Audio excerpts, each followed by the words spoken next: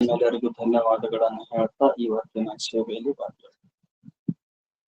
ಅನುಭವ ಸಾರದೊಳಗೆ 2ನೇ ಸಂಧಿಯಲ್ಲಿ ಜೀವೇಶ್ವರರ ವಿಚಾರ ನಡೆದಿದೆ.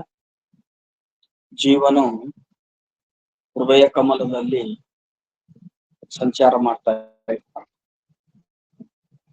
ಸಂಚಾರ ಮಾಡುವಾಗ ಅವನಿಗೆ ಮನಸ್ಸೇ ಉಪಾಧಿಯಾಗಿರುತ್ತದೆ. ಆ ಜೀವೇಶ್ವರನೇ ಪರಮಾತ್ಮ ಇದ್ದೇ ಇರ್ತಾನೆ, ಇಬ್ಬರು ಕೂಡ ಇರ್ತಾರೆ. ಜೀವನು ತನ್ನ ಕರ್ಮಾನುಸಾರವಾಗಿ, ತನ್ನ ಪ್ರಾರಬ್ಧ ಕರ್ಮಾನುಸಾರವಾಗಿ ಏನು ಸುಖ ದುಃಖ ರೂಪ ಭೋಗವನ್ನು ಉಣಬೇಕೋ ಆ ಪ್ರಾರಬ್ಧ ಕರ್ಮದ ಅನುಸಾರವಾಗಿ ಅವನು ಜಾಗೃತಾವಸ್ಥೆಯಲ್ಲಿ ಅವು 8 ದಳಗಳು ಮೇಲ್ಮುಖವಾಗಿರ್ತಾವ ಅಂತ ಹೇಳಿದ್ವಲ್ಲ, ಆ ದಳಗಳಲ್ಲಿ ಸಂಚಾರ ಮಾಡ್ತಾ ಇರ್ತಾವ. ಒಂದೊಂದು ದಳಕ್ಕೆ ಬಂದಾಗ ಒಂದೊಂದು ಗುಣಗಳು ಅವನಿಗೆ ಪ್ರಾಪ್ತಿ ಆಗ್ತಾವ ಅಂತ ಹೇಳ್ತಾರೆ. ಇನ್ನ ಅದನ್ನು ಬಿಟ್ಟು ಅಂದ್ರೆ ಅವನು ತೈಜಸನಾಮ ಅನ್ನುವಂತ ಹೆಸರನ್ನು ಪಡ್ಕೊಂತಾನೆ. ಸೂಕ್ಷ್ಮತನು ಅನ್ನುವಂತ ಶರೀರದ ಉಪಾಧಿಯಿಂದ ಅದಕ್ಕೆ ಲಿಂಗತನು ಅಂತ ಕರೀತಾರೆ. ಅಲ್ಲಿ ಅವನು ಸ್ವಪ್ನಾವಸ್ಥೆಯನ್ನ ಅನುಭವ ಮಾಡ್ತಾನೆ. ಅಲ್ಲಿ ಸ್ವಪ್ನಾವಸ್ಥೆ ಉಂಟಾಗ್ತದೆ. ಜಾಗ್ರದೊಳಗ ಅದೇ ಜೀವನಿಗೆ ವಿಶ್ವ ಅಂತ ಕರೀತಾರ.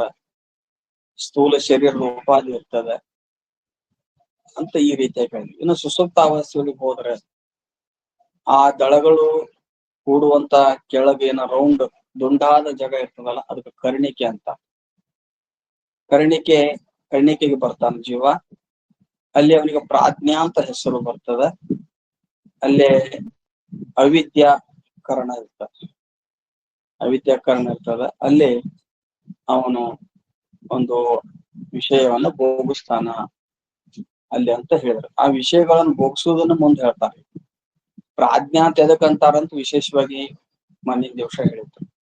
ಈಗ 3 ಅವಸ್ಥೆಗಳಲ್ಲಿ, ಜಾಗೃತಾದಿ ಅವಸ್ಥೆಗಳಲ್ಲಿ ಯಾವ ಸಾಧನದಿಂದ ಯಾವ ಭೋಗಗಳನ್ನ ಜೀವ ಭೋಗಿಸ್ತಾನ ಅನ್ನೋದನ್ನ ಹೇಳ್ತಾರೆ.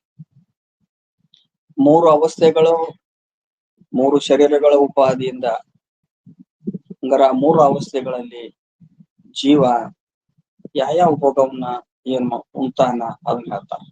ಸ್ಥೂಲಂ ವಿವಿಕ್ತಂ ವಿಶಾಲ ಸುಖವೆಂಬ ಇಂದ್ರಜಾಲಮಯ ಭೋಗ್ಯವನ್ನು ಕಣ್ಣ ಮನ ಮಾಯೆ ಮೇಳವಾಗೆ ಅರಿವುತ್ತಿಹನಲ್ಲಿ ಅಂತ. ಸ್ಥೂಲಂ ವಿವಿಕ್ತಂ ಜಾಗೃತ ಅವಸ್ಥೆಯಾಗಿ ಅಂತಂದ್ರ ಅವನಿಗೆ ವಿಶ್ವನಾಮಕ ಜೀವ ಸ್ಥೂಲ ದೇಹದ ಉಪಾದಿಯಿಂದ ಕೂಡ್ಕೊಂಡು ಅದ್ರ ಜೊತೆ ಮನಸ್ಸನ್ನು ಉಪಾಧಿಯಾಗಿರ್ತದೆ. ಈ ಜಾಗೃತ ಅವಸ್ಥೆ ಒಳಗ ಮನಸ್ಸನ್ನು ಉಪಾಧಿ ಮಾಡ್ಕೊಂಡು ಸ್ಥೂಲ ಶರೀರದ ಉಪಾಧಿ ಇರ್ತದೆ. ಅವಾಗ ಆ ವಿಶ್ವ ಜೀವ ಇಂದ್ರಿಯಗಳ ಒಂದು ದ್ವಾರ, 10 ಇಂದ್ರಿಯಗಳು ಇರ್ತಾವಲ್ಲ, ಇಂದ್ರಿಯಗಳ ದ್ವಾರ ಸ್ಥೂಲ ವಿಷಯಗಳನ್ನ ಶಬ್ದ ಸ್ಪರ್ಶ ರೂಪ ರಸ ಗಂಧ ಅನ್ನುವಂಥ ಸ್ಥೂಲ ವಿಷಯಗಳನ್ನ ಇಂದ್ರಿಯ ದ್ವಾರ ಯಾವ ಮನಸ್ಸನ್ನು ಉಪಾಧಿ ಮಾಡಿಕೊಂಡು ವಿಷಯಗಳಿಗೂ ಮತ್ತು ಇಂದ್ರಿಯಗಳಿಗೂ ಸಂಯೋಗ ಆದಾಗ ಅಲ್ಲಿ ಪ್ರಾಪ್ತ ಆಗುವಂತ ಸ್ಥೂಲ ಭೋಗ. ಈಗ ಏನು ಜಾಗೃತ ಅವಸ್ಥೆ ಐತಲ್ಲ, ಇದಕ್ಕ ಸ್ಥೂಲ ಭೋಗ, ಜಾಗೃತ ಅವಸ್ಥೆ ಅಂತ ಕರೀತಾರೆ. ಅದಕ್ಕ ಅಲ್ಲಿ ನೇತ್ರಾದಿ ಇಂದ್ರಿಯಗಳಿಂದ ಸ್ಥೂಲ ವಿಷಯಗಳನ್ನ ಶಬ್ದ ಸ್ಪರ್ಶ ರೂಪ ರಸಗಂಧ ಅಂತ ಸ್ಥೂಲ ವಿಷಯಗಳನ್ನ ಆ ವಿಶ್ವನಾಮಕ ಜೀವ ಸ್ಥೂಲ ಶರೀರದ ಉಪಾಧಿ ಹಿಡಿದು ಆ ಮನಸ್ಸನ್ನ ಸಾಧನ ಮಾಡಿಕೊಂಡು ಸ್ಥೂಲ ಭೋಗವನ್ನ ಉಣ್ತಾನ. ಈಗ ಜಾಗೃತ ಅವಸ್ಥೆಯೊಳಗ ಕಣ್ಣಿನಿಂದ ರೂಪದ ವಿಷಯ, ಆಮೇಲೆ ಶ್ರೋತ್ರದಿಂದ ಶಬ್ದ ವಿಷಯ, ಆಮೇಲೆ ತ್ವಚದಿಂದ ಸ್ಪರ್ಶ ವಿಷಯ, ಆಮೇಲೆ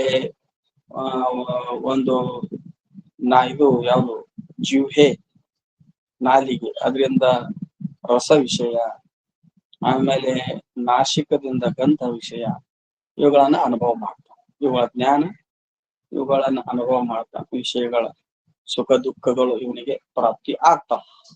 ಇದಕ್ಕೆ ಸ್ಥೂಲ ಭೋಗ ಅಂತ ಕರೀತಾರೆ. ಇನ್ನು ಜಾಗೃತ ಅವಸ್ಥೆ ಪ್ರಾರಬ್ಧ ಕರ್ಮದ ಮೂಲಕವಾಗಿ ಈ ಮೂರು ಅವಸ್ಥೆಗಳು ಜೀವನಿಗೆ ಕರ್ಮಾನುಸಾರವಾಗಿ ಪ್ರಾಪ್ತ ಆಗ್ತಾವ. ಜಾಗ್ರಾವಸ್ಥೆ ಎಷ್ಟು ಟೈಮ್ ಇರಬೇಕು, ಸ್ವಪ್ನಾವಸ್ಥೆ ಎಷ್ಟು ಟೈಮ್ ಇರಬೇಕು, ಸುಸುಪ್ತ ಅವಸ್ಥೆ ಎಷ್ಟು ಟೈಮ್ ಇರಬೇಕು, ಇದೆಲ್ಲವೂ ಅವನವನ ಆ ಪ್ರಾರಬ್ಧ ಕರ್ಮಾನುಸಾರವಾಗಿ ಅವನಿಗೆ ಪ್ರಾಪ್ತಿ ಆಗ್ತಾವ. ಈಗ ಸ್ಥೂಲ ಭೋಗಗಳನ್ನು ಊಟ ಮಾಡಿದ, ಇನ್ನ ಅದು ಜಾಗ್ರಾವಸ್ಥೆ ಮುಗೀತು, ಹಂಗಾರ ಸ್ವಪ್ನಾವಸ್ಥೆ ಪ್ರಾಪ್ತಿ ಆಗ್ತದೆ. ಸ್ವಪ್ನಾವಸ್ಥೆ ಪ್ರಾಪ್ತಿಯಾದಾಗ ಅಲ್ಲಿ ಯಾವ ವಿಷಯ, ಈ ಸ್ಥೂಲ ವಿಷಯಗಳು ಅವನಲ್ಲಿ ಅವು ಅವನಿಗೆ ಪ್ರಾಪ್ತಿಯಾಗುವುದಿಲ್ಲ. ಅಲ್ಲಿ ಜೀವ ತೈಜಸ ಜೀವ ಇರ್ತಾನೆ, ಅಲ್ಲಿ ಮನೋಕರಣ ಇರ್ತದೆ, ಇಂದ್ರಿಯಗಳು ಇರುದಿಲ್ಲ. ಈ ಸ್ಥೂಲ ಶರೀರದ ಉಪಾಧಿ ಇರುವುದಿಲ್ಲ. ಈ ಸ್ಥೂಲ ಶರೀರದ ಉಪಾಧಿ ಇಲ್ಲ, ಇಂದ್ರಿಯಗಳ ಉಪಾಧಿ ಇಲ್ಲ, ಮನಸ್ಸು ಮಾತ್ರ ಒಂದಿರ್ತದ ಅಪರೋಕ್ಷವಾಗಿ. ಅವಾಗ ಆ ಜೀವ ಮನುಷ್ಯನ ಉಪಾಧಿಯಿಂದ ಆ ವಾಸನಾತ್ಮಕವಾದ ಮನಸ್ಸು ಎಂತೆಂತದೋ ಅಂತಂತ ಸ್ವಪ್ನಗಳು ಆ ಜೀವನಿಗೆ ತೋರ್ತಾವ. ಆ ಸ್ವಪ್ನದಲ್ಲಿ ಆ ಅನುಭವಿಸುವಂತ ಸುಖ ದುಃಖಗಳು ಅದು ಸ್ಥೂಲ ಸುಖ ದುಃಖಗಳಲ್ಲ, ಸ್ಥೂಲ ಇಂದ್ರಿಯಗಳಿಂದ ಸ್ಥೂಲ ವಿಷಯಗಳು ಅದಾವಲಿವು. ಈ ರೀತಿಯಾಗಿ ಸ್ಥೂಲ ವಿಷಯಗಳಲ್ಲಿಲ್ಲ. ಅಲ್ಲಿನೂ ಕೂಡ ಈ ಯಾವ ಜಾಗ್ರದ ಪ್ರಪಂಚ ಏನ್ ತೋರ್ತದಲ್ಲ, ಹಂಗ ಸ್ವಪ್ನದೊಳಗಳು ಕೂಡ ಅಂತ ಅದೇ ಪ್ರಪಂಚನ ಐತೇನೋ ಅನ್ನಂಗ ತೋರ್ತದ. ಅದೇ ರೀತಿಯಾಗಿನ ವಿಷಯಗಳದಾವು, ಭೋಗ ಐತೇನೋ ಅಂತ ಅನಿಸ್ತದ. ಆದ್ರ ಈ ಸ್ಥೂಲ ವಿಷಯಗಳಲ್ಲಿ ಅಲ್ಲಿ ಇರುವುದಿಲ್ಲ. ಈ ಸ್ಥೂಲ ಇಂದ್ರಿಯಗಳು ಏನದಾವ, 10 ಇಂದ್ರಿಯಗಳು ಅವು ಅಲ್ಲಿ ಇರುವುದಿಲ್ಲ. ಅವನು ಹೊಸ ಸೃಷ್ಟಿಯಾಗಿರ್ತವೆ. ಜೀವ ಮನುಷ್ಯನ ವಾಸನಾತ್ಮಕವಾದ ಮನುಷ್ಯನ ಉಪಾಧಿಯಿಂದ ಆ ಜೀವನಿಗೆ ಒಂದು ಸ್ವಪ್ನಾವಸ್ಥೆ ಅನ್ನುವಂಥದ್ದು ಒಂದು ಅವಸ್ಥೆ ಪ್ರಾಪ್ತಿಯಾಗಿರ್ತದೆ. ಆ ಸ್ವಪ್ನಾವಸ್ಥೆಯಲ್ಲಿ ಒಂದು ಹೊಸ ಸೃಷ್ಟಿ ಆಗಿರ್ತದೆ. ಅಲ್ಲಿರುವ ವಿಷಯಗಳ ಬೇರೆ, ಈ ವಿಷಯಗಳಲ್ಲ. ಅಲ್ಲಿರುವ ಸ್ಥೂಲ ಶರೀರವ ಬೇರೆ, ಈ ಸ್ಥೂಲ ಶರೀರ ಅಲ್ಲ. ಅಲ್ಲಿರುವ ನದಿ ಪರ್ವತ ಆದಿಗಳೇ ಬೇರೆ, ಈಗ ಇಲ್ಲಿ ಜಾಗೃತ ಅವಸ್ಥೆಯೊಳಗೆ ತೋರುವಂತ ನದಿ ಪರ್ವತಗಳಲ್ಲ, ಹೊಸ ಸೃಷ್ಟಿ ಅದು. ನ ತತ್ರತ ನ ರಥಯೋಗ ನ ಪಂಥ ನ ಭವಂತಿ ಅಥ ರಥಾನ್ ರಥಯೋಗಾನ್ ಪಂತಹ ಸೃಜತೆ. ಶ್ರುತಿ ಹೇಳ್ತದೆ, ಈ ಯಾವ ರಥ ಪಂಥ ಕುದುರೆಗಳು ಮೊದಲಾದವುಗಳು ಅಲ್ಲಿ ಆಗಿಲ್ಲ, ಅಲ್ಲೇ ಇಲ್ಲ. ಅಲ್ಲಿ ಹೊಸಾದ ಒಂದು ಸೃಷ್ಟಿ ಆಗ್ಯದ. ಅದು ಏನೋ 1-2 ನಿಮಿಷದ 3 ನಿಮಿಷದ ಕನಸ. ಅದರಲ್ಲಿ ಇವು ಅಲ್ಲಿನೂ ಕೂಡ ಸುಖ ದುಃಖವನ್ನು ಅನುಭವಿಸ್ತಾನಲ್ಲ ಜೀವ. ಅಲ್ಲಿನೂ ಕೂಡ ಅವನಿಗೆ ಸ್ವಪ್ನದಾಗ ಹುಲಿ ಬಂತು ಅಂತಂದ್ರ ದುಃಖ ಅನಿಸ್ತದ. ಸ್ವಪ್ನದೊಳಗ ರಾಜ್ಯ ಸಿಂಹಾಸನ ಅಥವಾ ಸ್ತ್ರೀ ಮೊದಲಾದ ವಿಷಯಗಳು, ದುಡ್ಡು ಬಂಗಾರ ಅವನ್ನ ಪಡ್ಕೊಂಡಿದ್ದ ಅಂದ್ರ ಅಲ್ಲಿ ಸುಖ ಅನಿಸ್ತಂಗ ಅನಿಸ್ತದ. ಅಲ್ಲೇ ಸರ್ಪಾದಿಗಳು ವೈರಿಗಳು ಕಂಡ್ರ ದುಃಖ ಅನಿಸ್ತದ. ಅವಾಗ ಅಲ್ಲಿ ತೋರುವಂತ ವಿಷಯಗಳ ಭೋಗ, ಸುಖ ದುಃಖ ರೂಪ ಭೋಗ, ಅದು ಸ್ಥೂಲ ಭೋಗ ಅಲ್ಲ, ಅದು ವಾಸನಾ ಭೋಗ ಅಂತ.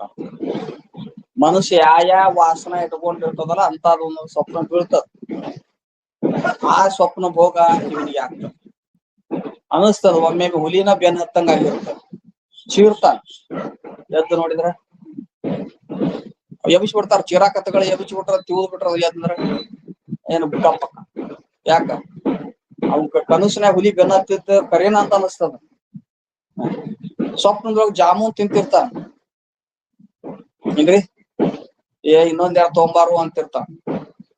ಜಾಮೂನ್ ಇನ್ನೊಂದ್ 2 ತೊಂಬ, ಈಗ ತಿನ್ನಾಕತ್ತ ರುಚಿ ಬಾಳ ಐತಿ ಅಂತ. ಎದ್ದು ನೋಡಿದ್ರೆ ಜಾಮೂನ್ ಇಲ್ಲ, ಗೀಮೂನ್ ಇಲ್ಲ. ಏನ್ರಿ ದುಃಖನೂ ಆಕೈತಿ, ಒಮ್ಮೆ ಸುಖಾನು ಆಗ್ತದ.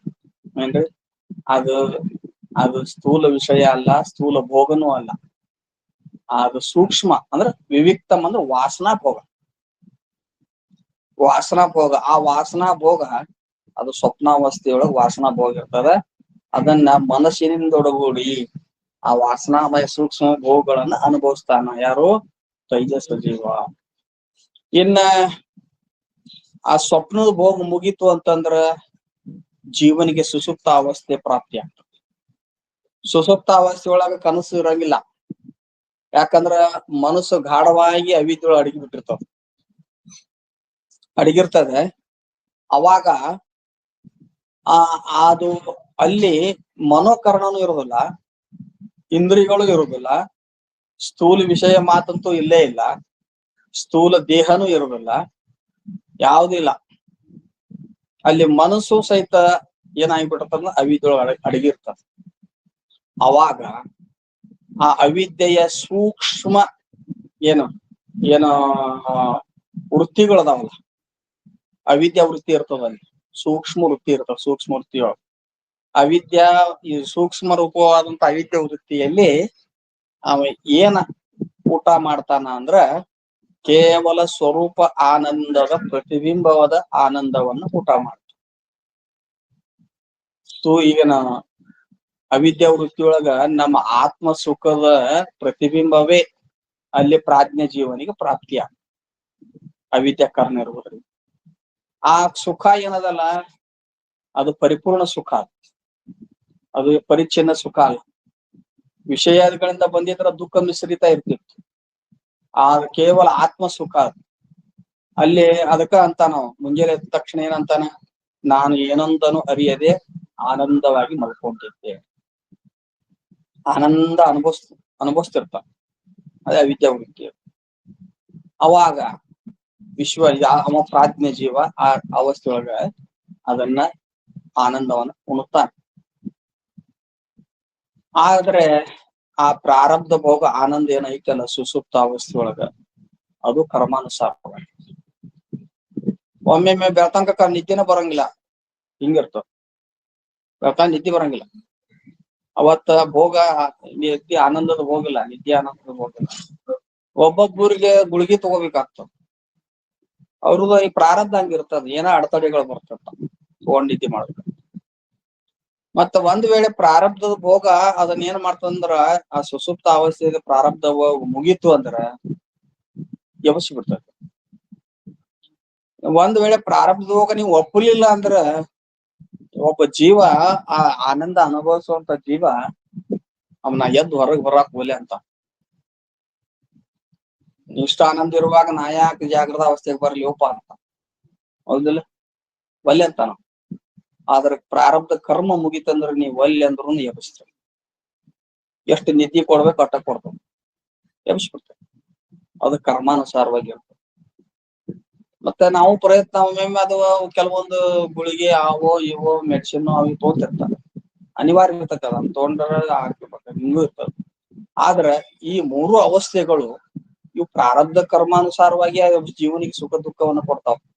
ಅಲ್ಲಿ ಸುಖ ದುಃಖ ಇಷ್ಟ ಆ ಒಂದೊಂದು ಅವಸ್ಥೆಯ ಒಂದು ಟೈಮಿಂಗ್, ಇಷ್ಟ ಜಾಗೃತ ಅವಸ್ಥೆಗೆ ಇಷ್ಟು, ಅವನಿಗೆ ಇಷ್ಟೇ ಸುಖ ದುಃಖ, ಸ್ವಪ್ನಾವಸ್ಥೆನೆ ಇಷ್ಟು ಟೈಮು, ಅದಿಷ್ಟೇ ಸುಖ ದುಃಖ, ಸುಸುಪ್ತ ಅವಸ್ಥೆ ಟೈಮ್ ಎಷ್ಟು, ಅವ್ನಿಗೆ ಎಷ್ಟು ನಿದ್ದಿಗೆ ಅನುಕೂಲ ಮಾಡಿ ಕೊಡ್ಬೇಕು, ಎಲ್ಲ ಪ್ರಾರಬ್ಧ ಕರ್ಮಕ್ಕೆ ಅನುಸಾರವಾಗಿರುತ್ತೆ. ಒಬ್ಬೊಬ್ಬರಿಗೆ ಮಲ್ಕೊಂಡ್ರ ಬರೀ 5 ನಿಮಿಷನಾಗ, ಇವ್ ರಾಮಣ್ಣ ಅದ ನೋಡಿ ಮಲ್ಕೊಂಡ್ ಒಂದು ಜಪ ಮಾಡಿ ಒಂದು ಸುತ್ತಿಗೆ ನಿದ್ದಿನ ಚಲುವಾಗಿರ್ತಕ್ಕಂಥವ್ ಏನ್ರಿ.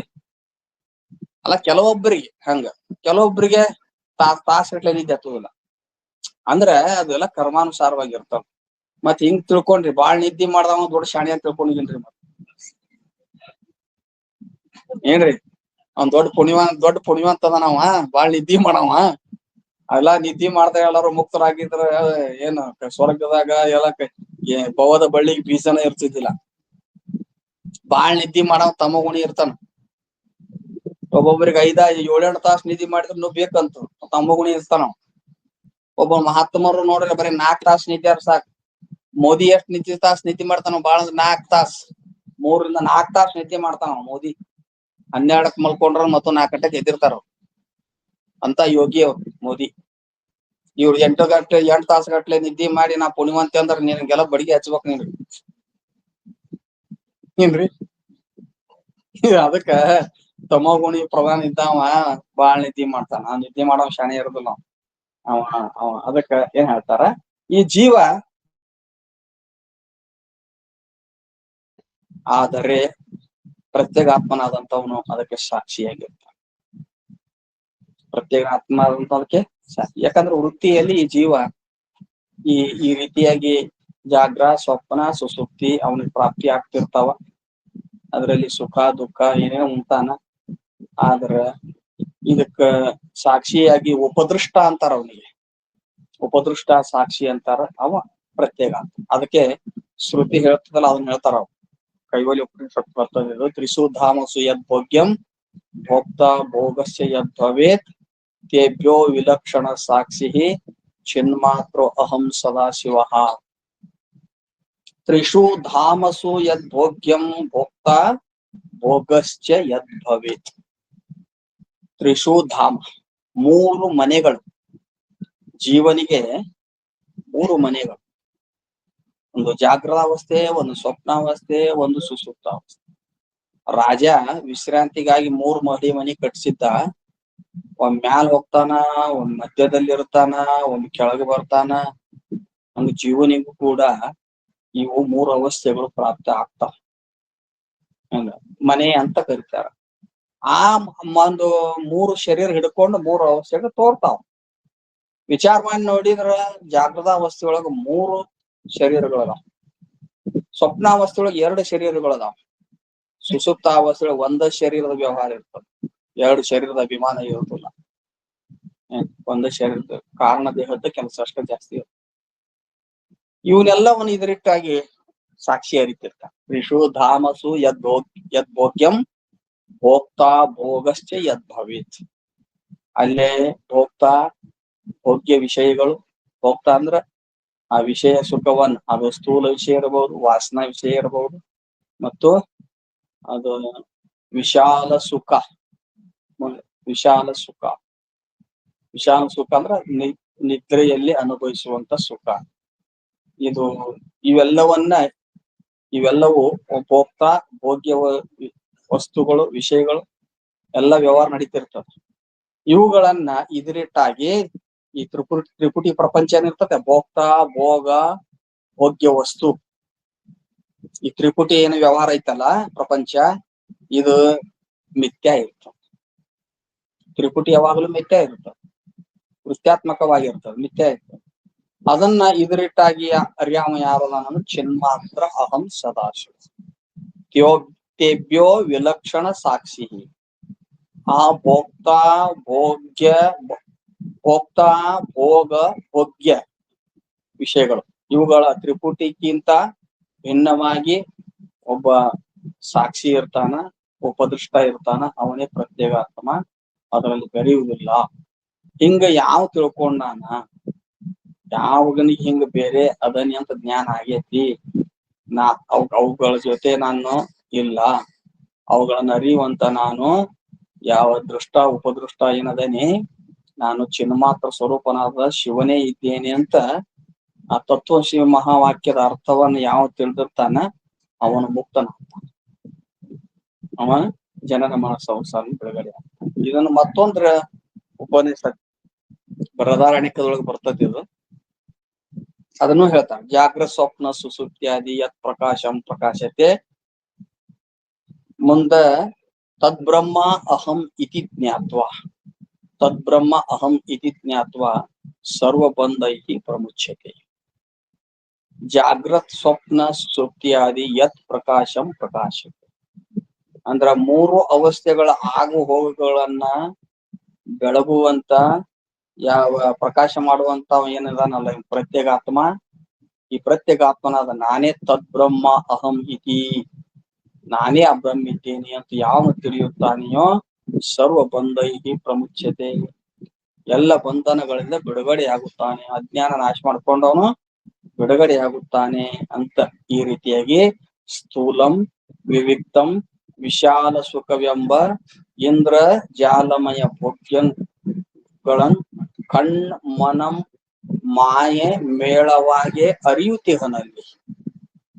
ನೋಡ್ರಿ, ಸ್ಥೂಲಂ ವಿವಿಕ್ತಂ ವಿಶಾಲ ಸುಖ, ಜಾಗೃತಾವಸ್ಥೆಯೊಳಗ ಸ್ಥೂಲ, ಸ್ವಪ್ನಾವಸ್ಥೆಯೊಳಗ ವಿವಿಕ್ತ, ಸುಸುಪ್ತಾವಸ್ಥೆಯೊಳಗ ವಿಶಾಲ ಸುಖ. ಇವು ಹೆಂಗದಾವ? ಇವು ಪರಸ್ಪರ ವ್ಯತಿರೇಕದವು, ಇದ್ದಂತೆ ಇರಂಗಿಲ್ಲ, ತೋರಿ ಅಡಗುತ್ತಾವು. ಅದಕ್ಕೆ ಇವು ಇಂದ್ರಜಾಲಮಯ ಭೋಗ್ಯಗಳು. ಇಂದ್ರಜಾಲಮಯ ಅಂತ ಪದ ಹಾಕ್ಯಾರಲ್ಲ ಅವ್ರು, ಇಂದ್ರಜಾಲಮಯ ಅಂದ್ರೆ ಇಂದ್ರಜಾಲ ಆಟ ಆಡೋಸ್ತಾವ, ತೋರ್ಸಾವ, ತೋರಿಸ್ತಾನ, ನೋಡ್ತಿರ್ತೇವೆ, ಆದ್ರೂ ಸತ್ಯ ಇರಂಗಿಲ್ಲ, ಮಾಯಾಮಯವಾಗಿರುತ್ತದೆ. ಹಂಗ ಈ ಮೂರು ಅವಸ್ಥೆಗಳು, ಅದ್ರೊಳಗೆ ವ್ಯವಹಾರ, ಸ್ವಪ್ನ ಬೀಳ್ತತಿ, ಜಾಗ್ರತ ಬರ್ತೈತಿ, ಮತ್ ನಿದ್ದಿಗೆ ಹೋಗ್ತೇವಿ, ಮತ್ ಎಚ್ಚರ ಆಕತಿ. ಹಂಗ ತಿರುಗುದ ಚಕ್ರಿ ಹಿಂಗ ಜೀವನ ಪರ್ಯಂತ ಶರೀರ ಬಿಟ್ಟು ಈ ರೀತಿಯಾಗಿ ಈ ಮನುಷ್ಯನಿಗೆ ಮಾನವ ಶರೀರ ಬಂದಾಗ ಇವೆಲ್ಲ ಪ್ರಾಪ್ತಿ ಆಗ್ತಿರ್ತಾವ. ಏನ್ ಇಂದ್ರನ ಜಾಲಮಯ ಮಿಥ್ಯಾಭೋಗ ಏನ್ ಅವನ್ನ ಇದು ಹೇಳ್ಯಾರ ನೋಡ್ರಿ, ಸಾಧನಗಳು ಹೇಳ್ಯಾರ. ಕಣ್ಣು ಮನ ಮಾಯ ಮೇಳವಾಗಿ ಕಣ್ಣು ಮನ ಕಣ್ಣು ಮನ ಮಾಯೆ ಮೇಳವಾಗಿ ಜಾಗೃತ ಅವಸ್ಥೆಯೊಳಗ ವಿಶ್ವ ಜೀವನಿಗೆ ಅವನ ಸ್ಥಾನ, ಮುಖ್ಯ ಸ್ಥಾನ ಯಾವುದು? ನೇತ್ರ ಸ್ಥಾನ ಇರ್ತದ. ಎಲ್ಲಾ ಶರೀರ ತುಂಬಾನು ಇರ್ತಾನ, ಆದ್ರೂ ವಿಶೇಷವಾಗಿ ಅವನಿಗೆ ನೇತ್ರ ಸ್ಥಾನ. ಸ್ವಪ್ನಾವಸ್ಥೆಯೊಳಗ ಜೀವನ ಸ್ಥಾನ ಯಾವುದು? ಕಂಠಸ್ಥಾನ. ಹೌದು, ಅದಕ್ಕ ಅವನಿಗೆ ಉಪಾಧಿ ಆಗಿದ್ ಯಾವುದು? ಮನಸ್ಸ. ಆಮೇಲೆ ಸುಸುಪ್ತ ಅವಸ್ಥೆಗೆ ಬಂದ್ರ ಅಲ್ಲಿ ಉಪಾಧಿ ಯಾವುದು? ಕರ್ಣ ಯಾವುದು? ಅಲ್ಲಿ ಜಾಗ್ರತಾವಸ್ಥೆಯೊಳಗ ನೇತ್ರಕರಣ, ಸ್ವಪ್ನಾವಸ್ಥೆಯೊಳಗ ಮನೋಕರಣ, ಸುಸುಪ್ತಾವಸ್ಥೆಯೊಳಗ ಅವಿದ್ಯಾಕರಣ ಮಾಯ ಅಂತ ಕರೀತಾರ. ಅಂದ್ರೆ ಆ ಕರಣ ಸಾಧನದಿಂದ ಎಲ್ಲ ವ್ಯವಹಾರ ನಡೆದಿರ್ತದ ಅಂತ ಈ ರೀತಿ ಹೇಳಿದ. ಇನ್ನು ಮುಂದೆ ಏನ್ ಹೇಳ್ತಾರ? ಜಾಗೃತಾದಿ ಅವಸ್ಥೆಗಳಿಗೆ ಯಾವ ಗುಣಗಳು ಇರುತ್ತಾವ? ಜೀವನಿಗೆ ಯಾವ ಗುಣ ಇರ್ತಾವ? ಒಂದೊಂದು ಅವಸ್ಥೆಗೆ ಒಂದೊಂದು ಗುಣ ಹೇಳ್ತಾರ. ಅದನ್ನ ಹೇಳ್ತಾರ. ನೆನಸಿಂಗೆ ಸಾತ್ವಿಕಂ, ಕನಸಿಂಗೆ ರಾಜಸಂ, ತನಿ ನಿದ್ರೆಗೆ ಅಲ್ಲಿ ತಾಮಸ ಗುಣಂ ಬೀಜವೆನಿಸಿರ್ಬಹುದೆಂದು ತಿಳಿ ನೀವು. ನೆನಸಿಂಗೆ ಸಾತ್ವಿಕಂ, ನೆನಸು ಅಂದ್ರ ಜಾಗೃತಾವಸ್ಥೆ. ಜಾಗೃತಾವಸ್ಥೆಗೆ ಸಾತ್ವಿಕ ಗುಣ, ಸತ್ವ ಗುಣ ಪ್ರಧಾನ ಅಂತ ಕೊಟ್ರು. ಯಾಕೆ ಸತ್ವ ಗುಣ ಪ್ರಧಾನ ಕೊಟ್ರು ಅಂದ್ರ, ಜಾಗೃತಾವಸ್ಥೆಯೊಳಗ ಇಂದ್ರಿಯ ಮನಸ್ಸುಗಳ ಮೂಲಕವಾಗಿ ಜೀವನು ವಿಷಯಗಳ ಜ್ಞಾನ ವಿಷಯಗಳು ಹೆಂಗೈತಿ ಹಂಗ ಜ್ಞಾನ ಅವನಿಗೆ. ಭ್ರಮಾತ್ಮಕ ಜ್ಞಾನ ಆಗುದಿಲ್ಲ, ವಿಷಯಗಳು ಹೆಂಗ ಅದಾವ ಹಂಗ ಜ್ಞಾನ. ಹೌದಲ್ಲ? ಅದಕ್ಕ ಅವನ್ ನೇತ್ರ ಇಂದ್ರಿಯಗಳು ಸ್ಪಷ್ಟ ಇದ್ರ, ಇಂದ್ರಿಯಗಳು ಸ್ಪಷ್ಟ ಇಲ್ಲ ಅಂದ್ರೆ ಮತ್ತ ಅದು ಬ್ಯಾರೆ. ಇಂದ್ರಿಯಗಳು ಸ್ಪಷ್ಟ ಅದಾವಂದ್ರ ಜೀವನಿಗೆ ಜಾಗೃತಾವಸ್ಥೆಯೊಳಗ ವಿಷಯಗಳು ಹೆಂಗದ ಹಂಗ ಜ್ಞಾನ ಆಗ್ತದ. ಈಗ ಮೈಕ್ ಅಂದ್ರ ಮೈಕಿ ಜ್ಞಾನ, ಇದು ಹೆಂಗೈತಿ ಹಂಗ ಜ್ಞಾನ. ಇದು ಕಂಬ ಹೆಂಗೈತಿ ಹಂಗ ಜ್ಞಾನ, ಈ ಪುಸ್ತಕ ಹೆಂಗೈತಿ ಹಂಗ ಜ್ಞಾನ. ಅಂದ್ರ ಸತ್ವಗುಣ ಎಲ್ಲಿದ್ದಲ್ಲಿ ಆ ವಿಷಯಗಳ ಜ್ಞಾನ ಅವು ಹೆಂಗದ ಹಂಗ ಸ್ಪಷ್ಟ ಜ್ಞಾನ ಆಗ್ತದೆ. ಸ್ಪಷ್ಟ ವಿಷಯಗಳ ಜ್ಞಾನ ಹೆಂಗದಾವ ಹಂಗೆ ಜ್ಞಾನ.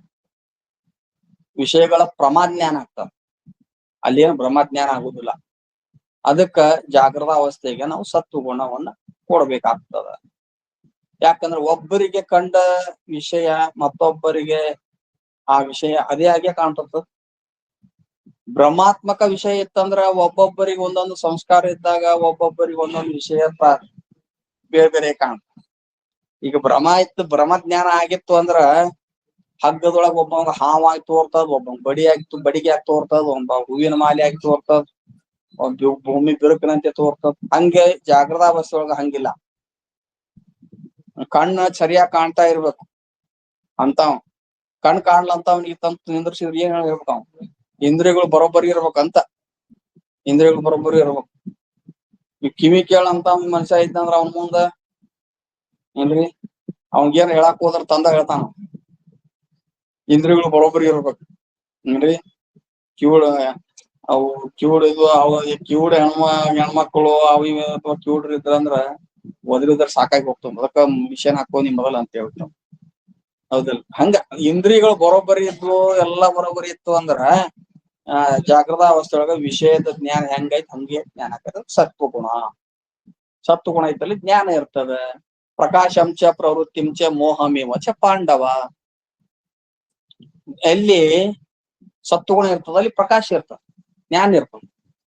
ಎಲ್ಲಿ ರಜಗುಣ ಇರ್ತದ ಅಲ್ಲಿ ಪ್ರವೃತ್ತಿ ಇರ್ತದ. ತಮೋಗುಣ ಇದ್ದಲ್ಲಿ ಮೌಢ್ಯತ್ವ ಇರ್ತದೆ ಏನ್ರಿ. ಅದಕ್ಕ ಜ್ಞಾನಸಿಂಗೆ ಸಾತ್ವಿಕ. ಕನಸಿಂಗೆ ರಾಜಸಂ, ಕನಸಿನ್ಗೆ ಅಂದ್ರ ಸ್ವಪ್ನಾವಸ್ಥೆಗೆ ಯಾವ ಗುಣ ಕೊಡಬೇಕು ಅಂದ್ರ ರಜೋಗುಣ. ಯಾಕಂದ್ರ ಕನಸಿನಲ್ಲಿ ಜಾಗೃತದಲ್ಲಿ ಎಷ್ಟು ಸ್ಪಷ್ಟ ಜ್ಞಾನ ಇರ್ತದ ಅಷ್ಟು ಕನಸಿನಲ್ಲಿ ಸ್ಪಷ್ಟ ಜ್ಞಾನ ಇರಂಗಿಲ್ಲ. ಒಮ್ಮೆ ಕನಸು ಬಿದ್ದಿರ್ತದ ಕರೆ ಮುಂಜಾನೆ ಹೇಳಾಕ್ ನೆನಪ ಉಳಿಯಂಗಿಲ್ಲ. ಅಷ್ಟು ಸ್ಪಷ್ಟ ಜ್ಞಾನ ಆಗಿದ್ರೆ ನೀ ಮಂದಿ ಮುಂದ್ ನೆನಪ ಹಾರಿಬಿಟ್ಟದ ಬಿಡೋ ಮರ ಕನಸು ಬಿದ್ದಿತ್ತ ಅನ್ಬಿಟ್ಟಿದ್ ಯಾಕ? ಹೌದಿಲ್ಲ? ಅಲ್ಲಿ ಸ್ಪಷ್ಟ ಜ್ಞಾನ, ಅಲ್ಲಿ ಸ್ಪಷ್ಟ ಜ್ಞಾನ ಇಲ್ಲ, ಅಸ್ಪಷ್ಟ ಮೌಢ್ಯತನನೂ ಇಲ್ಲ ಅಲ್ಲಿ ಮೌಢ್ಯತನನೂ ಇಲ್ಲ, ಅಂದ್ರೆ ಏನೂ ತಿಳಿಯಲಾರದ ಮೂಢತ್ವನೂ ಇಲ್ಲ, ಅಲ್ಲಿ ಜಾಗೃತದಂತೆ ಸ್ಪಷ್ಟ ಜ್ಞಾನನೂ ಇಲ್ಲ, ಅಲ್ಲಿ ಏನದ ಸ್ಪಷ್ಟ ಜ್ಞಾನ, ಮಂದವಾಗಿ ಏನ್ರಿ. ಮತ್ ಇನ್ನೊಂದ್ ಏನಂದ್ರ ಆ ಕನಸ ಐತಲ್ಲ, ಸ್ವಪ್ನ ಪ್ರಪಂಚ ಹೊಸದಾಗಿ ಉತ್ಪತ್ತಿ ಆಗ್ಯಾವ. ಕನಸಿನ ಪ್ರಪಂಚ ವಿಷಯಗಳು ಎಲ್ಲ ಏನಾಗ್ಯಾವು, ಹೊಸದಾಗಿ ಉತ್ಪತ್ತಿ ಆಗ್ಯಾವ. ಜೀವ ಸೃಷ್ಟಿ ಅದು ಏಕಾಲಕ್ಕ ಜೀವ ಸೃಷ್ಟಿ ಉತ್ಪತ್ತಿ ಆಗೈತಿ. ಸ್ವಪ್ನದೊಳಗ ಜಗತ್ತು ಎಲ್ಲಿ ಉತ್ಪತ್ತಿ ಹೇಳ್ತೇವೆ ಅಲ್ಲಿ ರಜೋಗುಣ ಇರ್ತದ ಪ್ರಧಾನ. ಎಲ್ಲಿ ರಜೋಗುಣ ಅದು ಉತ್ಪತ್ತಿ ಇದ್ದಲ್ಲಿ ರಜೋಗುಣ, ಅದಕ್ಕ ಚತುರ್ಮುಖ ಬ್ರಹ್ಮನಿಗೆ ರಜೋಗುಣ ಯಾಕೆ ಹೇಳ್ತೀವಿ ನಾವು? ಜಗತ್ತನ್ನು ಸೃಷ್ಟಿ ಮಾಡವಲ್ಲ ನಾವು. ಅದಕ್ಕೆ ಜೀವನಿಗೆ ಜೀವ ವಾಸನಾದಿಂದ ಕೂಡಿದಂತ ಮನಸ್ಸಿನ ಮೂಲಕವಾಗಿ ಇವು ಜೀವ ಒಂದು ಹೊಸ ಸೃಷ್ಟಿ ಮಾಡ್ಕೊಂಡಿರ್ತಾನ. ಕನಸಿನ್ಯಾಗ ಒಂದು ಹೊಸ ಸೃಷ್ಟಿ, ಅದಕ್ಕೆ ರಜೋಗುಣ ಹೇಳ್ಬೇಕು. ಮತ್ತೆ ಜ್ಞಾನ ಕೂಡ ಸ್ಪಷ್ಟ ಅದ, ಅಂದ್ರೆ ಪಕ್ಕಾ ಜ್ಞಾನ ಇರ. ಅದಕ್ಕ ಕನಸಿಂಗೆ ರಾಜಸ. ಇನ್ನ ತನಿ ನಿದ್ರೆಗೆ ಅಲ್ಲಿ ತಾಮಸ ಗುಣಂ.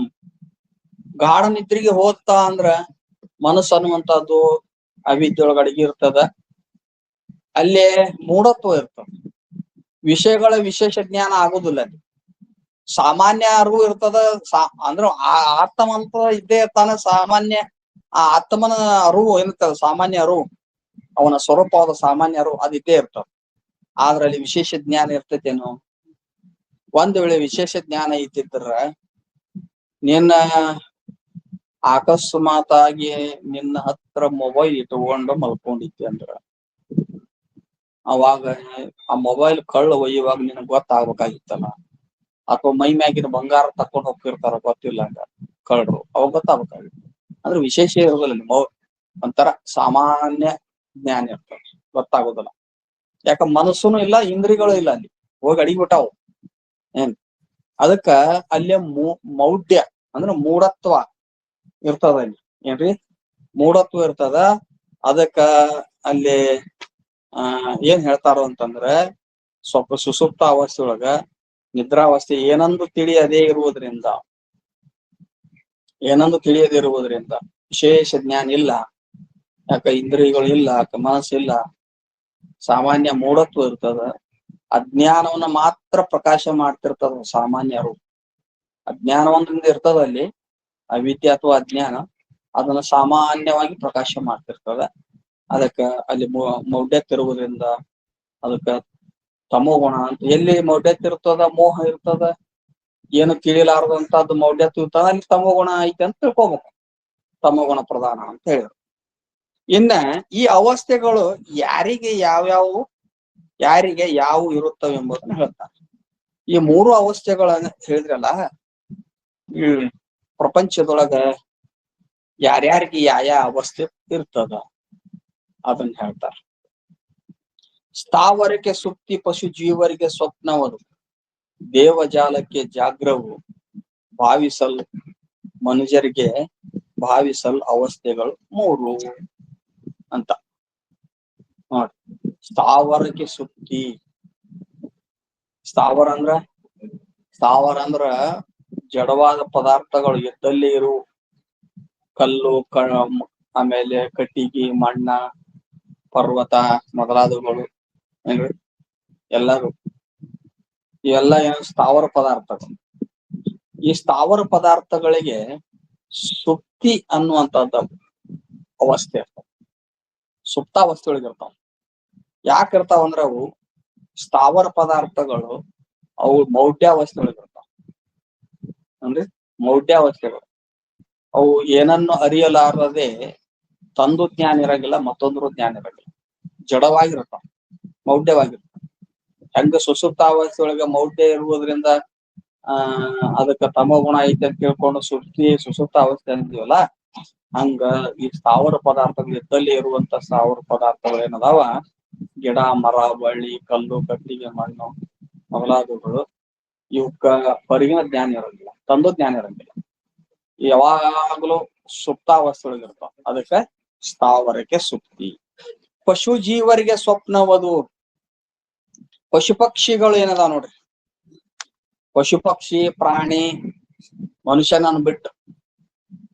ಮನುಷ್ಯನನ್ನು ಬಿಟ್ಟು ಅವು ಕ್ರಿಮಿ ಇರಬಹುದು, ಕೀಟ ಇರಬಹುದು, ಒಂದ್ ಜಂಗಮ ಅಂತಾರ ಪ್ರಾಣಿ. ಅಂದ್ರೆ ಏನೋ ಒಂದ್ ಜಾಗದಿಂದ ಮತ್ತೊಂದ್ ಜಾಗ ಚಲಿಸಾಡುವಂತ ಇವದಾವಲ್ಲ, ಈ ಪಶು ಪಕ್ಷಿ ಕೀಟ ಈ ಪ್ರಾಣಿ ಎಲ್ಲವೂ ಏನದಾವ್ ನೋಡ್ರಿ, ಇವಕ್ಕೆ ಸ್ವಪ್ನಾವಸ್ಥೆ ಕೊಡ್ತಾವ. ಇವು ಸ್ವಪ್ನಾವಸ್ಥೆಯಲ್ಲಿ ಒಳಗಾಗಿರ್ತಾವ. ಯಾಕ ಅಂದ್ರ ಇವು ಪ್ರವೃತ್ತಿನೂ ಅದಾವ, ಇವಕ್ಕ ಇದ್ದಲ್ಲಿ ಇರುದಿಲ್ಲ, ಒಂದ್ ಕಡೆಯಿಂದ ಒಂದ್ ಕಡೆ ಚಲಿಸಾಡ್ತಾವ, ಪ್ರವೃತ್ತಿ ಅವ. ಮತ್ ಇನ್ನೊಂದ್ ಏನಂದ್ರ, ಈ ಯಾಕ್ರ ಒಂದು ಸ್ವಪ್ನಾವಸ್ಥೆ ಕೊಟ್ರು ಅಂದ್ರ, ಈ ಕಡೆ ಮೂಢಾವಸ್ಥೆ ಒಳಗನು ಇಲ್ಲ. ಸುಸುಪ್ತಿ ಇವ್ ಕಲ್ಲು ಕಟ್ಟಿಗೆ ಮಣ್ಣಿ ಮೊದಲಾದ ಮೂಢಾವಸ್ಥೆನೂ ಇಲ್ಲ. ಈ ಕಡೆ ಮನುಷ್ಯನಂತೆ ಅಥವಾ ದೇವತೆಗಳಂತೆ ಸ್ಪಷ್ಟ ಜ್ಞಾನವೂ ಇಲ್ಲ. ಸ್ಪಷ್ಟ ಜ್ಞಾನ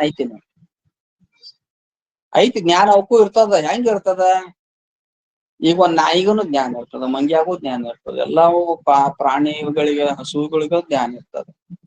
ಆದ್ರ ಮನುಷ್ಯನಂತೆ ದೇವತೆಗಳಂತೆ ಅಷ್ಟು ಬುದ್ಧಿ ಪ್ರಖರವಾಗಿರ್ತದೆ. ಬುದ್ಧಿ ಪ್ರಖರವಾಗಿರಂಗಿಲ್ಲ. ಇವನಿಗೆ ಬುದ್ಧಿ ಪ್ರಖರವಾಗಿ ವಿಶೇಷ ಜ್ಞಾನ ಇರ್ತದೆ.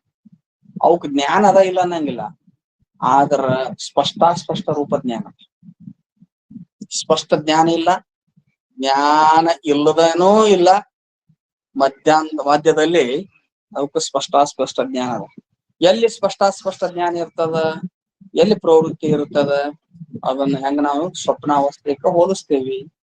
ಹಂಗ ಪಶು ಪಕ್ಷಿ ಪ್ರಾಣಿಗಳಿಗೆ ಸ್ವಪ್ನಾವಸ್ಥೆ ಕೊಟ್ಟಾರ. ಹಂಗ ಅದಕ್ಕ ಈ ರೀತಿಯಾಗಿ ಅವಕ ಸ್ಪಷ್ಟ ಅಂದ್ರೆ ಜ್ಞಾನ ಅವಕ ಸ್ಪಷ್ಟ ಇರುವುದಿಲ್ಲ, ಅದಕ್ಕೆ ಸ್ವಪ್ನಾವಸ್ಥೆ. ಇನ್ನ ಇಂದ್ರಾದಿ ದೇವತೆಗಳು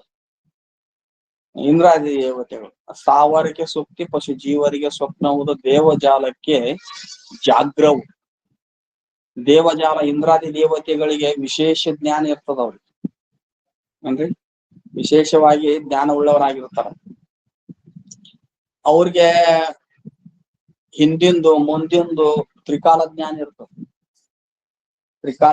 ಇರ್ತದ. ಅದಕ್ಕೆ ವಿಶೇಷ ಜ್ಞಾನ ಇರೋದ್ರಿಂದ ಅವರಿಗೆ ಜಾಗೃತ ಅವಸ್ಥೆ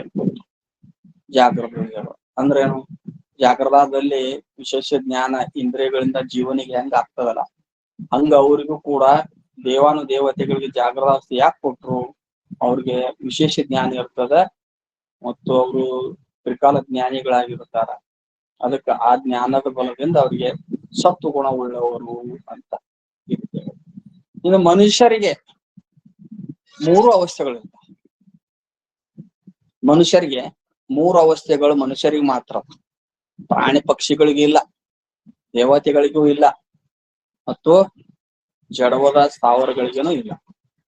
ಇವನಿಗೆ 3 ಅವಸ್ಥೆಗಳು ಬಂದು ಹೋಗ್ತಾವ. ಜಾಗ್ರದಾಗ ಏನ್ರಿ, ಅಲ್ಲಿ ಜಾಗೃತ ಅವಸ್ಥೆ ಸತ್ವಗುಣ ಇರ್ತದಲ್ಲ, ಅಲ್ಲಿ ಜ್ಞಾನ ಇರ್ತದ, ಅದು ಬಂದು ಹೋಗ್ತದೆ. ಸ್ವಪ್ನಾವಸ್ಥೆನೂ ಇರ್ತದ, ಅಲ್ಲಿ ಸ್ಪಷ್ಟ ಜ್ಞಾನ ಇರ್ತದ, ಅದು ಬಂದು ಹೋಗ್ತದೆ. ಸುಷುಪ್ತ ಅವಸ್ಥೆ ಒಳಗ ಮೂಢತ್ವ ಇರ್ತದ, ಸ್ವಲ್ಪ ಜ್ಞಾನ ಅದು ಪ್ರಖರ ಇರಂಗಿಲ್ಲ, ಅದು ಬಂದು ಹೋಗಿರ್ತದೆ. ಹಂಗ 3 ಅವಸ್ಥೆಗಳು ವಿಚಾರ ಮಾಡಿ ನೋಡಿದ್ರೆ ಈ ಮಾನವನಿಗೆ ಮಾತ್ರ ಕೊಟ್ಟ. ದೇವತೆಗಳಿಗೆ ಜಾಗೃತಾವಸ್ಥೆ ಇದ್ರೂ ಕೂಡ ಏನ್ರಿ, ಅವ್ರಿಗೆ ನಿದ್ದೆ ಮಾಡಲ್ಲ. ಯಾವ್ದಾರ ದೇವತೆಗಳು ಚಿತ್ರದೊಳಗೆ ಕಣ್ ತಕ್ಕೊಂಡಿದ್ದನು ಚಿತ್ರ ತೆಗೆದಿರ್ತಾವ, ಕಣ್ಣು ಮುಚ್ಚಿದ್ದು ಎಂದು ತೆಗೆದಿರ್ತಾನ. ಅದಕ್ಕ ಈ ಮನುಷ್ಯರಿಗೆ ಯಾಕೆ ಶ್ರೇಷ್ಠ ನರಜನ್ಮದಿಂದ ಎದೋಳು ಮಿಗಿಲಿ ಉಂಟೆ ಯಾಕೆ ಹೇಳಿದ್ರು, ಭಗವಂತ 3 ಅವಸ್ಥೆಗಳನ್ನ ಕೊಟ್ಟಾನ. ಆ 3 ಅವಸ್ಥೆಗಳನ್ನ ದುರುಪಯೋಗ ಮಾಡ್ಕೊಂಡು ತಿಂದು ಮಜಾ ಮಾಡಿ ಹಂಗ ಸತ್ತು ಹೋಗ್ಬೇಡ. ಎದಕ್ ಬಂದನೆ, ತಿನ್ನಾಕ್ ಬಂದ, ಉಣ್ಣಾಕ್ ಬಂದನ, ಓಡಾಕ್ ಬಂದ, ಗಳಸಾಕ್ ಬಂದ. ಆಯ್ತು, ತಿಂದ ಉಂಡ ಗಳಿಸಿದ, ತಿಂದ ಉಂಡ ಮಜಾ ಮಾಡಿದ, ಮತ್ ಮಲ್ಕೊಂಡ, ಎದ್ದ, ಸಗಣಿ ಹಾಕಿದ, ಬರೀ ಇದ ಕೆಲ್ಸ ಆತಿ ಉಂಟು ಏನ್ರಿ. ಏನ್ ಮನುಷ್ಯ ಜನ್ಮದ ಸಾಫಲ್ಯತೆ ಏನ್ ತಗೊಂಡ ಇವ? ಅದಕ್ಕೆ 3 ಅವಸ್ಥೆಗಳನ್ನ ಯಾಕೆ ಕೊಟ್ಟಾನಂದ್ರ 3 ಅವಸ್ಥೆಗಳನ್ನ ವಿಚಾರ ಮಾಡಿ ನಿನ್ಗೆ ತತ್ವಜ್ಞಾನ ಆಗ್ತತಿ ಅಂತ. ನಿಂಗ್ ತತ್ವಜ್ಞಾನ ಆಗ್ಬೇಕಾಗಿತ್ತ ಮೂರು ಅವಸ್ಥೆಗಳು ವಿಚಾರ ಮಾಡ್ಬೇಕು. ಜಾಗೃತಾವಸ್ಥೆಯಿಂದ ಆತ್ಮನ ಸದ್ರೂಪದ ಜ್ಞಾನ ಆಗ್ತದೆ. ಸ್ವಪ್ನಾವಸ್ಥೆ ವಿಚಾರದಿಂದ ಆತ್ಮನ ಚಿದ್ರೂಪದ ಜ್ಞಾನ ಆಗ್ತದೆ. ಸುಸುಪ್ತಾವಸ್ಥೆ ವಿಚಾರ ಮಾಡಿದ್ರೆ ಆತ್ಮನ ಆ ಜೀವಾತ್ಮನಿಗೆ ನಾನು ಆನಂದ ಸ್ವರೂಪ ಇದ್ದೇನೆ ಅನ್ನುವಂಥ ಜ್ಞಾನ. ಮತ್ತೆ ಈ ಜ್ಞಾನ ಸತ್ತು ಚಿತ್ತು ಆನಂದ ಸ್ವರೂಪನಾಗಿದ್ದೇನೆ ಅನ್ನುವಂತ ತಿಳ್ಕೊಳ್ಳೋ ಸಲುವಾಗಿ ಮೂರು ಅವಸ್ಥೆಗಳ ವಿಚಾರ ಹೇಳ್ಯಾರ. ವಿಚಾರ ಮಾಡ್ಲಿಲ್ಲ ಅಂದ್ರ ಇವನು ಏನಪ್ಪಾ ಅಂತಂದ್ರೆ ಹಂಗ ಬಂದ ಹಂಗ ಹೋದ, ಹೌದು, ಹಂಗ ಬಂದ ಹಂಗ ಹೋದ, ಅದಕ್ಕೆ ಜೀವನ ಸಾಫಲ್ಯ ಆಗುವುದಿಲ್ಲ. ಅದಕ್ಕೆ ಮೂರು ಅವಸ್ಥೆಗಳ ವಿಚಾರ ಮಾಡುವುದು ಬಹಳ ಶ್ರೇಷ್ಠ. ಅದು ಮನುಷ್ಯರೇ ಶ್ರೇಷ್ಠರು ಅಂತ ಯಾಕೆ ಹೇಳ್ಯಾರ ಅಂದ್ರ ಮುಕ್ತಿ ಪಡಿಯಾಕ ಇಲ್ಲೇ ಬರ್ತದೆ. ಅಲ್ಲಿ ದೇವಾನು ದೇವತೆಗಳಿಗೆ ಅಂದ್ರ ನೋಡ್ರಿ, ಒಬ್ಬ ಮನುಷ್ಯ ಜನ್ಮ ಪ್ರಾಪ್ತಿ ಮಾಡ್ಕೊಂಡ್ ಬಂದಾನಂದ್ರ ಜ್ಞಾನ ಮಾಡ್ಕೊಳ್ಳಾರದ ಹೊರತು ಪುಣ್ಯ ಮಾಡಿದ್ದೆ ಅಂದ್ರ ನೀ ಸ್ವರ್ಗ ಲೋಕಕ್ಕೆ ಹೋಗ್ಬಹುದು. ಆದ್ರ ಅಲ್ಲಿ ಹೋದಾಗ ನಿನ್ನ ಸೂಕ್ಷ್ಮ ಶರೀರ ದೇವತಾ ಶರೀರವನ್ನು ಪ್ರಾಪ್ತಿ ಮಾಡ್ಕೊಂತ ಅಲ್ಲಿ ನಿನಗ ಸ್ವರ್ಗ ಲೋಕದಾಗ ಜ್ಞಾನ ಆಕೈತೇನೋ? ಆಗುದಿಲ್ಲ. ಭೋಗ ಭೂಮಿಯ ಭೋಗ ತನುವಿನಲ್ಲಿ ಆಗದು ಅನುಪಮ ಸಿದ್ಧಿ, ಕರ್ಮದ್ಯೋಗ ಭೂಮಿಯಲ್ಲಿ ಕರ್ಮ ತನುವಿನಲ್ಲಿ ಅಲ್ಲದರಿಂದೇ ಯೋಗ ಯೋಗ್ಯರು ಯೋಚಿಸುತ್ತ ಭೂಭಾಗದಲ್ಲಿ ಮಾನವ ಶರೀರಗಳಾಗಿ ಸಾಧಿಸಿ ಮುಕ್ತಿ ಪಡೆಯುವರು ಗಿರಿಜೆ ಕೇಳಂದ. ಏನ್ರಿ ಇದು ಅಲ್ಲಂ ಪ್ರಭುಗಳ ಒಂದೇ ಚಾಮರಸನ ಪ್ರಭುಲಿಂಗ ಲೀಲೆಯೊಳಗೆ ಬರ್ತದೆ. ಅದು ಭೋಗ ಭೂಮಿ ಸ್ವರ್ಗ ಲೋಕ. ಅಲ್ಲಿ ನಿನಗೆ ದೇವತಾ ಜನ್ಮ ಪ್ರಾಪ್ತಿ ಆಗೈತೆ ಅಂದ್ರ ನಿನಗ ಜ್ಞಾನ ಆಗುದಿಲ್ಲ. ಮತ್ತು ನೀ ಮುಕ್ತ ಆಗ್ಬೇಕಂದ್ರೆ ಮನುಷ್ಯ ಜನ್ಮ ಬಂದು ಇಲ್ಲಿ ಸಾಧಿಸನೆ ಇಲ್ಲೇ ಜ್ಞಾನ ಮಾಡ್ಕೋಬೇಕು. ಅಥವಾ ಉಪಾಸನೆ ಮಾಡಿ ಬ್ರಹ್ಮಲೋಕಕ್ಕೆ ಹೋಗಿ ಅಲ್ಲಿಂದ ಅಲ್ಲಿ ಮುಕ್ತಿಯಾದ್ರೂ ಪಡಿಬಹುದು. ಬಟ್ ಮನುಷ್ಯ ಜನ್ಮದಾಗ ಸಾಕ್ ಬರ್ತತಿ ಇವನ ಈ ಲೋಕ ಬಿಟ್ಟು ಸ್ವರ್ಗ ಲೋಕದಾಗ ಬ್ರಹ್ಮ ಲೋಕದೊಳಗ ಹೋಗಿ ಅಲ್ಲಿ ಏನ್ ಮಾಡಕ್ ಆಗೋದಿಲ್ಲ. ಇಲ್ಲಿ ಮಾಡ್ಕೊಂಡಿದ್ದ ಇಲ್ಲಿ ಕಟ್ಕೊಂಡು ಹೋಗಿ ತಿನ್ನುವುದ, ಹೌದಿಲ್ಲ? ಅದಕ್ಕ ಮನುಷ್ಯ ಶರೀರ ಶ್ರೇಷ್ಠ ಅಂತ ಹೇಳ್ತಾ ಮತ್ ಮುಂದಿನ ವಿಷಯವನ್ನು ನಾಳೆ ನೋಡೋಣ ಅಂತ ಹೇಳಿ ಇವತ್ತಿನ ವಿಷಯವನ್ನು